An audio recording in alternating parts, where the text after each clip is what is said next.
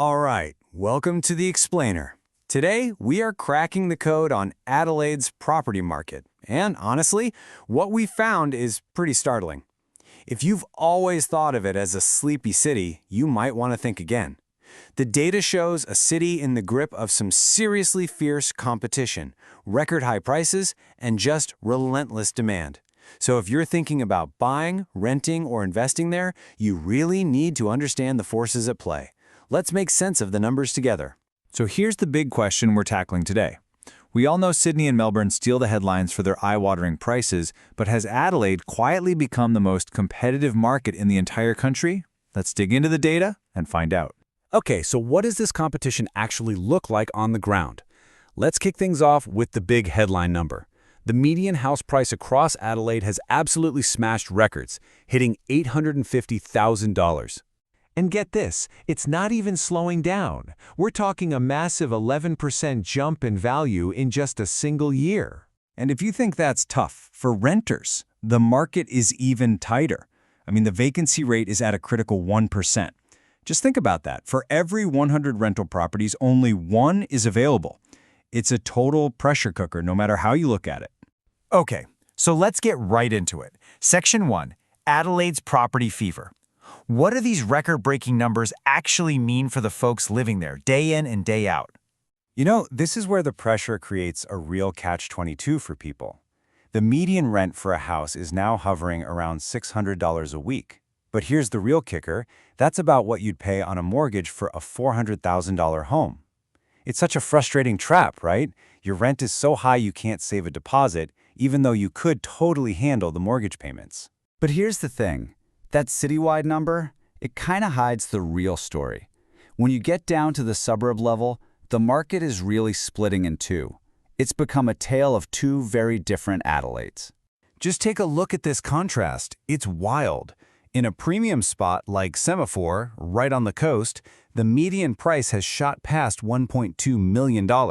That's a staggering 36% growth in 1 year. But then, look at an affordable outer suburb like Elizabeth North.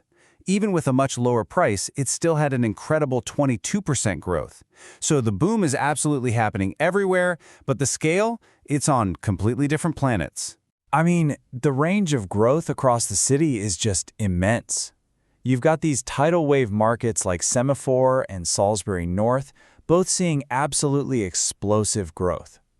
But in the same city, a southern suburb like Onkaparinga Hills saw a much more modest 4% rise. This isn't one market, folks. It's a patchwork of all these little microclimates. And where you're looking to buy or invest, it changes the entire game. Okay, so we've seen the what. Now let's talk about the why. What on earth is causing all of this? We're about to look at the two powerful forces, supply and demand, that are basically clashing and supercharging the entire Adelaide market. All right, driver number one. And this is the big one. A chronic shortage of housing. It's that simple. There just aren't enough homes to go around for the number of people who want to buy or rent them. This scarcity, it's the foundation for this whole price surge. And you can see just how big this problem is when you look at the building targets. South Australia is supposed to build 84,000 new homes by 2029. But at the current pace, they're on track to miss that target by 25,000 homes. You just can't solve a housing crisis when you're falling that far behind. And hey, don't just take my word for it. The experts agree. This quote from industry analysts really cuts right to the chase. As long as new supply is limited, there's really only one direction for prices to go, and that's up. It's simple economics, but it's incredibly powerful. Okay, so that's the supply side. Now let's flip the coin and talk about demand.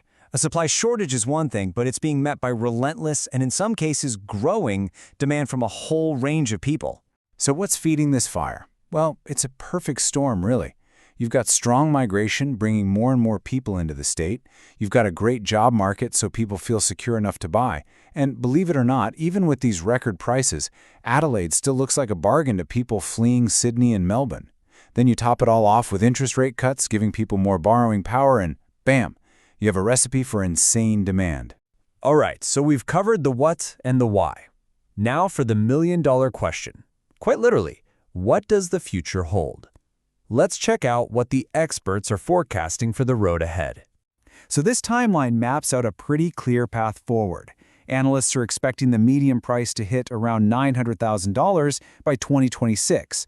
A conservative forecast, one that's just based on long-term growth averages, puts the median at $1.1 million by 2030. And if those long-term trends hold up, we could be looking at a median of $1.4 million by 2035. So this all leads to the one pivotal question that all this data is pointing to. With the median already rocketing past $850,000, will Adelaide officially join the club and become a million-dollar city? And the answer from pretty much every expert out there is a resounding yes. The consensus among market analysts is that this milestone is now an inevitability. The debate has completely shifted from if it will happen to how soon it will happen. And for a lot of people, that's a pretty sobering thought. Okay, so after all that, what are you supposed to do with this information?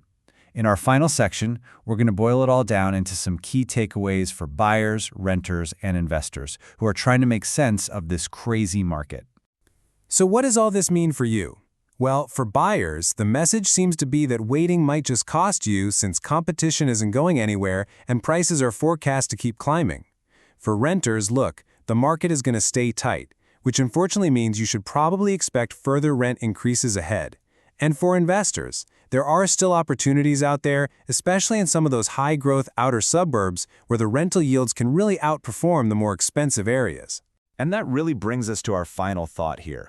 In a market that is fundamentally defined by scarcity, not enough homes, and way too much demand, all the data points to one thing: prices will likely keep heading up. So the question we want to leave you with is this: what is the real price of waiting?